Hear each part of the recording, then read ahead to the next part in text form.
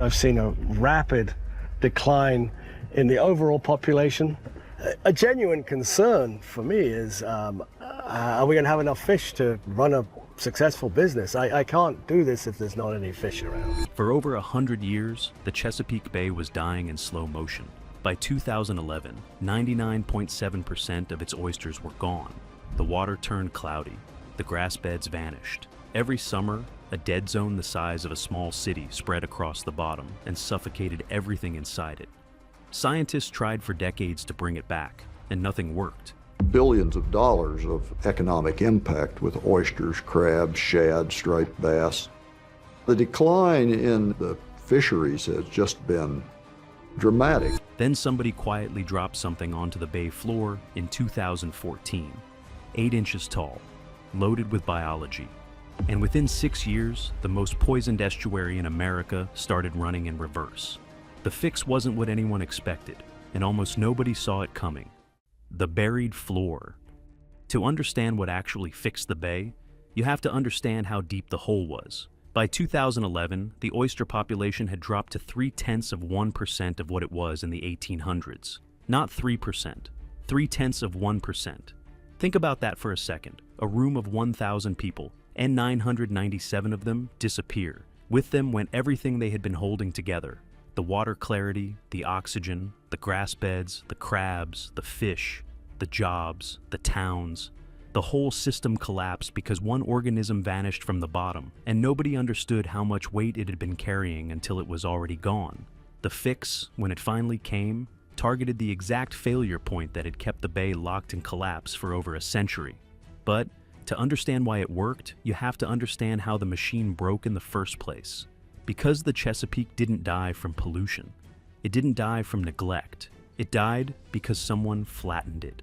The engine. Here's the thing nobody tells you about the Chesapeake. When the system worked, it was one of the most elegant biological engines on the planet. The bay has 14 square miles of land draining into every square mile of water, the highest ratio of any coastal body on Earth. 6 states worth of runoff pouring into one shallow estuary every single day. And for 6,000 years, the bay handled all of it because the oysters were running the filtration system. Oysters are living water pumps. Each adult draws water across its gills, strips out particles, algae, sediment, and either digests them or packages them into dense pellets that drop to the bottom. One oyster can filter 50 gallons a day. At their historical peak, before 1870, the population was so dense the entire collective could filter the bay's full volume, all 18 trillion gallons of it, in roughly 3 to 4 days. The whole bay ran through the gills of oysters every single week, but filtration was only part of it.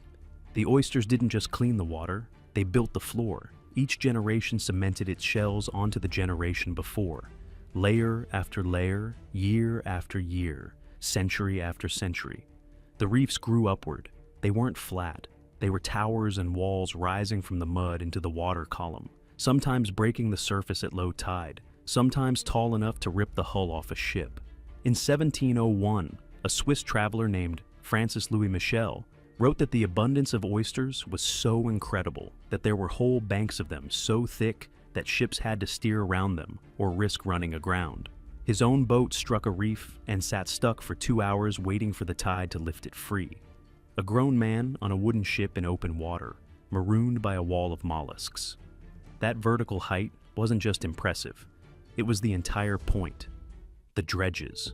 The oysters needed to grow upward because the mud was always rising. Sediment settles, that's what it does. So the oysters evolved to build faster than the mud could bury them. They cemented themselves into rigid 3-dimensional structures that punched up through the silt and into the clean, oxygenated, fast-moving water above. The height kept them alive. The jagged edges of the reef created tiny currents that swept settling particles away. The reef was self-cleaning. It was self-building. An architecture designed over millennia to defeat the one thing that could kill it: burial. And then, over a few decades, the dredges leveled every inch of it.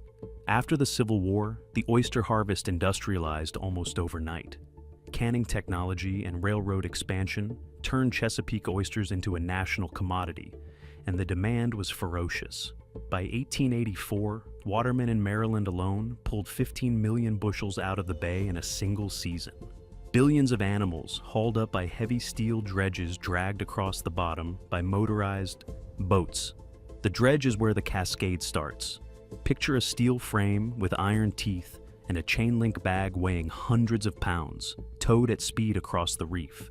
It doesn't just harvest oysters, it demolishes architecture.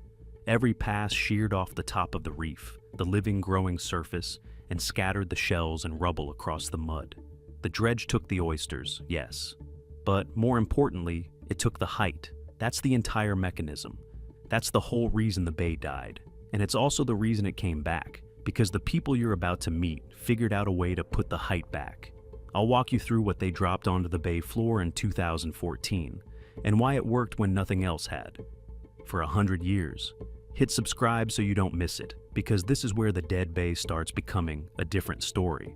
And here's where it gets strange. Without the height, the first domino fell. The sediment the reefs had been outrunning for 6,000 years suddenly had no obstacle. The flattened reefs, leveled to the same plane as the surrounding mud, were sitting right in the slowest, deadest water. Millimeters of silt accumulated on the broken shell, then centimeters.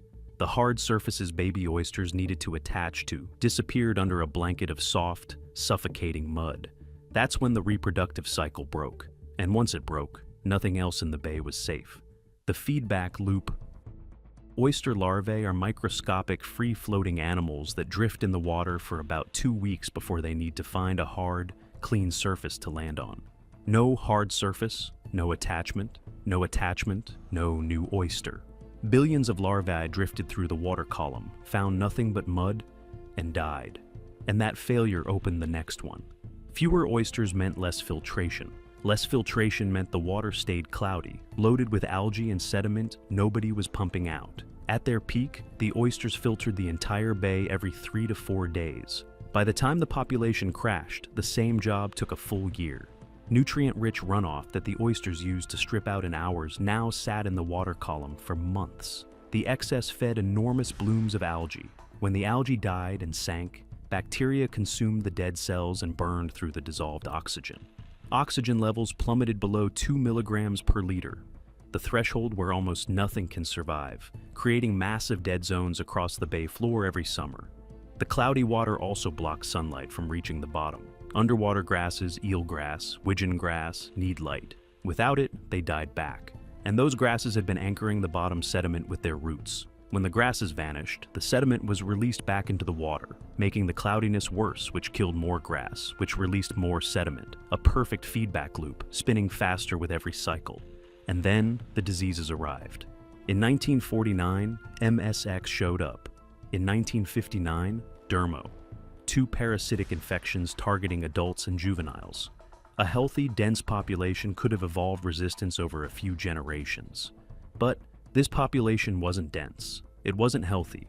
It was flattened, buried, oxygen-starved, scattered into fragments too far apart to breathe their way out. The diseases ripped through what was left. The bay wasn't slowly dying, it was actively maintaining its own death, a machine running in reverse, each failure reinforcing the next. By 2003, the commercial harvest had dropped to 50,000 bushels. In 1884, the number was 15 million. The oystering towns, Crisfield, Oxford, communities built entirely on the shell, hollowed out. 25,000 people had worked the harvest at the peak. By the 2000s, there was almost no one left. The question on every scientist's desk was the same. How do you reverse a system feeding on its own collapse? The wrong fix. For decades, well-meaning people tried to fix this the obvious way. State agencies dredged up ancient fossil shells from deep in the bay and dumped them onto the depleted bottom. They bought fresh shells from shucking houses and spread them across the mud in thin, flat layers. In some years, Maryland planted 2 to 5 million bushels of shell, spending $1 to $2 million annually, hoping wild larvae would settle on the clean surfaces and rebuild the reefs naturally. It didn't work. And the reason is the same reason the reefs collapsed in the first place: geometry. A thin layer of shell sitting flat on a mud bottom is a target. It's in the slowest water, right where sediment falls. Within a season, sometimes within weeks, the mud covered it. The larvae couldn't find it. The cycle continued. Worse, the areas where the state planted those shells were still open to commercial dredging. So even on the rare occasions when oysters managed to settle and grow, the dredges came through and tore them off before they could build any height. The state was filling a hole while someone else kept digging it out. Millions of dollars spent. The trajectory of the bay didn't change at all. Then somebody asked a different question. What if the problem wasn't a shortage of oysters?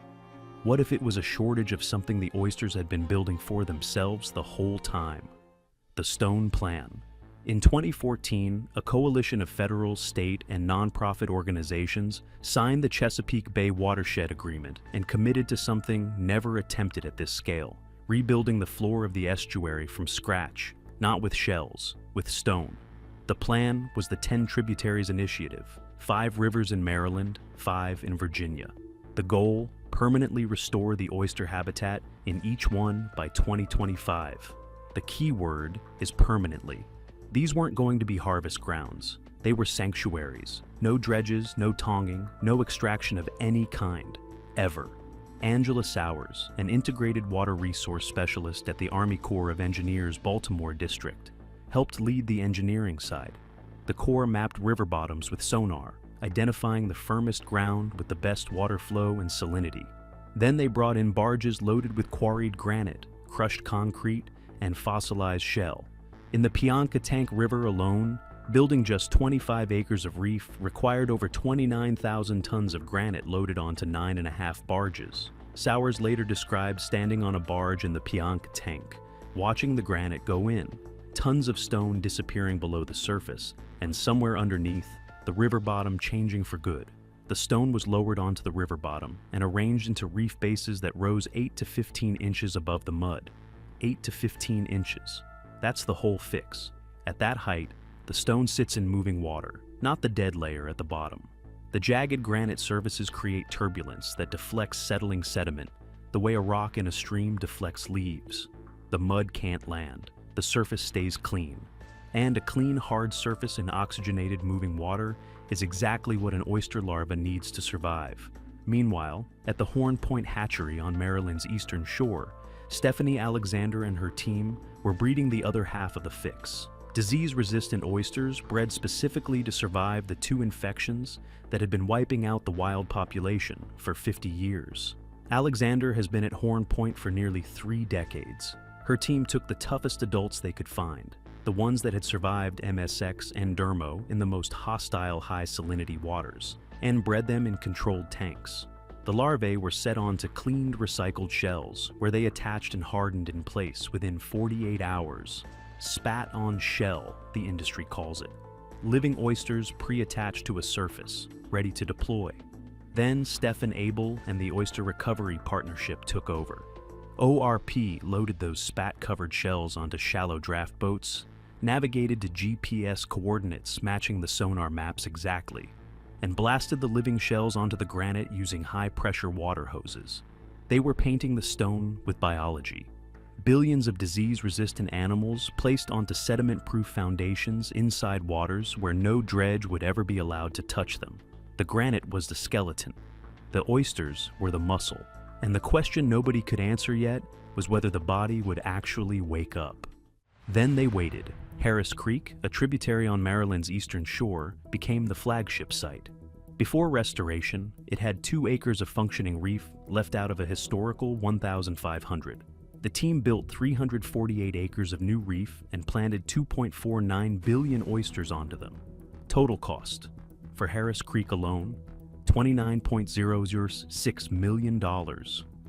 And then, there was nothing to do but wait. This is the part that doesn't make it into press releases.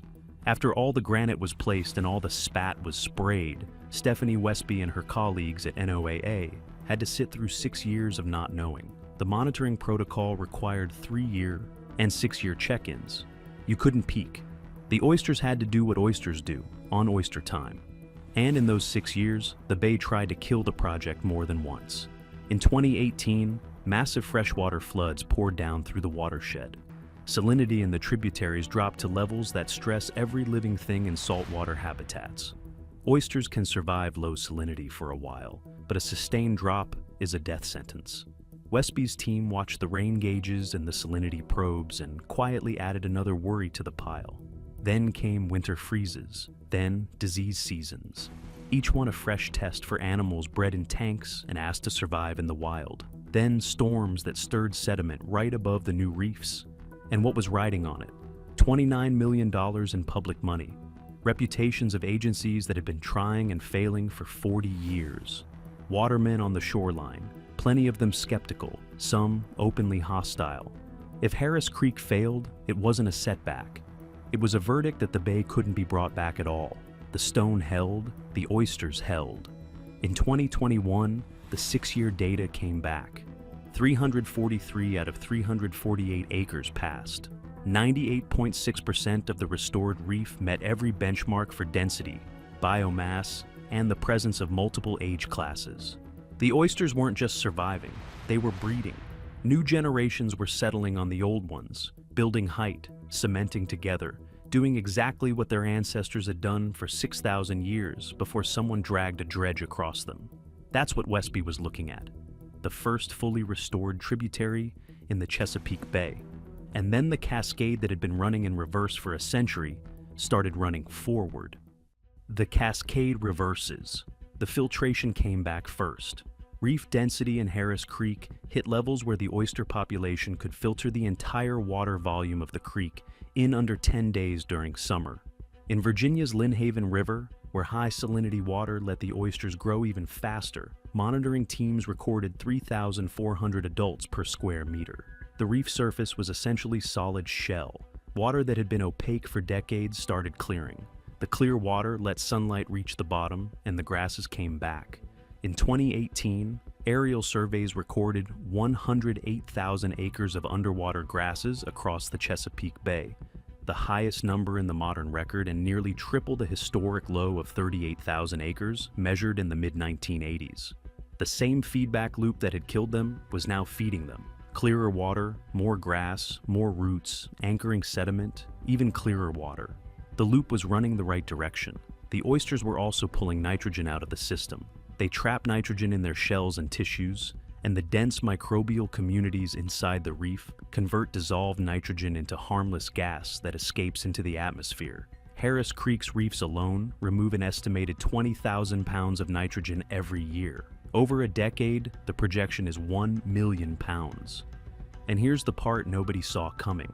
In the summer of 2023, the dead zone that had haunted the Chesapeake for decades shrank to its smallest recorded size since monitoring began in 1985. Just over half a cubic mile, against a long-term average of nearly a full cubic mile. The water was holding oxygen again. The stone itself became a city. Researchers documented over 50 species colonizing the Harris Creek reefs. Hooked mussels, barnacles, anemones, sea squirts. More than 5,000 individual organisms per square meter on the densest structures, not counting the oysters themselves. Juvenile blue crabs, the species driving the bay's most iconic commercial fishery, showed a 300% higher survival rate on the restored three-dimensional reefs compared to flat mud. Even though the sanctuary reefs are permanently closed to harvest, the spillover, larvae drifting into open waters, crabs migrating into harvestable zones, has driven commercial oyster harvests in Maryland to triple over the past 2 decades. Economic models project the mature reefs in the Choptank River system alone will generate $23 million annually and support over 300 jobs. Maryland highway construction runs about $6 million per mile. The state resurrected an entire estuarine engine, 348 acres of self-sustaining biological filtration, removing 1 million pounds of nitrogen per decade, supporting 50-plus species, tripling crab survival, generating $23 million a year for the cost of paving 5 miles of road. The lesson: under the granite. The project has now expanded to all 10 original tributaries, plus an 11th bonus site in Virginia. Over 2,400 acres of reef built, 7.5 billion oysters planted. In the high-performing Virginia sites, the reefs are starting to sustain themselves without hatchery input. Wild larvae settling on the stone, building new layers, growing upward the way the system was designed to work for 6,000 years before anyone interrupted it. The bay bottom went from flat dead mud to vertical living rock. Same water, same sediment load, same drainage basin, same diseases still present in the water column. The only variable that changed was height. 8 inches of granite in the right location, protected from the dredge and loaded with biology, bred tough enough to survive. That was the entire intervention. The clear water, the grasses, the crabs, the oxygen, the nitrogen removal, the economic recovery, all of it was just the system doing what it was always designed to do once someone gave it back the one thing it had lost. The Chesapeake wasn't broken by a catastrophe. It was broken by a subtraction. Someone removed the height from the bottom, and the physics of sedimentation did the rest. The fix that worked didn't fight the mud. It outbuilt it. 8 inches of stone, and the whole machine started running again. So, here's the question I want you to sit with. If a system this complex, an entire estuary the size of 3 states, could be rebuilt by getting one variable right, what other broken landscapes are sitting right now? One decision away from coming back. Drop your guess in the comments. If the way broken landscapes get rebuilt interests you, subscribe, and I'll see you on the next one.